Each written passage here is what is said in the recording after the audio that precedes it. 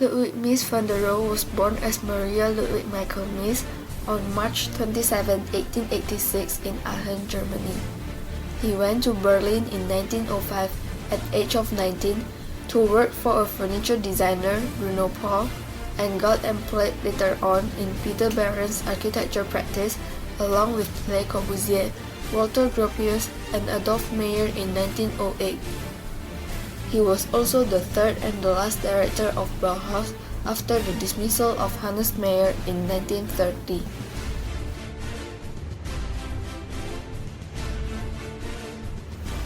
He joined the November Group in 1921 and became its president in 1923. While during that time, Mies already had some projects done, either built or unbuilt. The common characteristics being used in Mies designs, such as extreme clarity and simplicity, the usage of skin and bones architecture style, types of low-slung houses of brick, concrete, and glass. He also expressed the spirit of modern era, and it has strong connection between inside and outside. Besides, most of his designs also have fluid floor plans.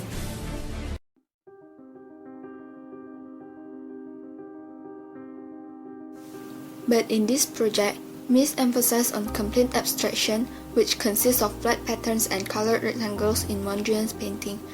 It has its influences on architecture by providing new facade and planning patterns.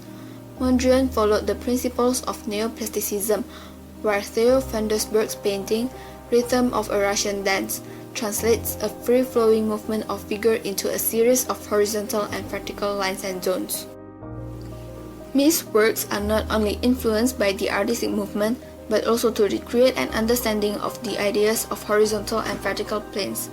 The development of Mies' theoretical problems and ideologies for this project articulate his own version of the new spatial order in which interior and exterior were to be interwoven seamlessly.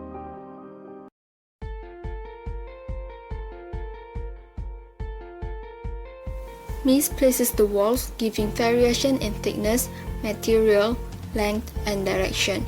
Mies' understanding of the steel works recreates an architectural experience that translates lines into planes and different spatial readings.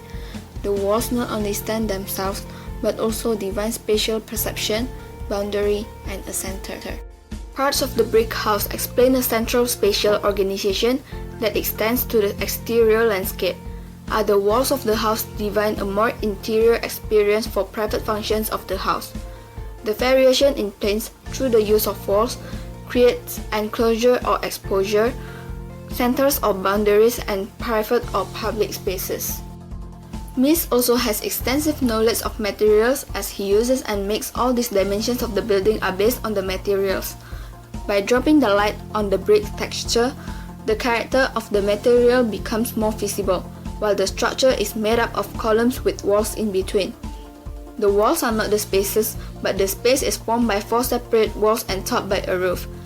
Mies also introduced the implementation pinwheel method in this brick country house.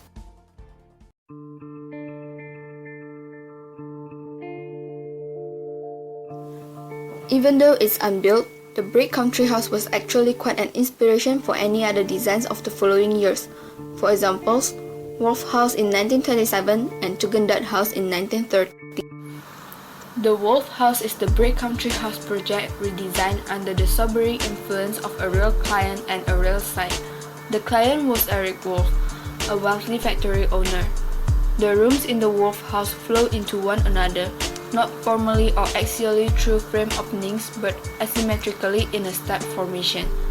Also, each space shares a wall surface with its neighbor so that it is hard to say where one ends and the other begins. As for the Tugendhat House, Mies extends the idea of creating different spatial readings through variation in planes. The lining of columns create a subtle yet apparently linear extension of the hill's engagement of the landscape. These uses of different architectural elements may have been suggestive of perceptive qualities of the steel paintings, achieved through the different use of colors as well as variation in thickness of the painted lines. In the end, we can conclude that the architectural styles that Mies applied in this project are widely being used in his other designs, as well as other architects and other designers' work by looking at some existing projects nowadays. And that's how this modern architect gives impact to today's architecture.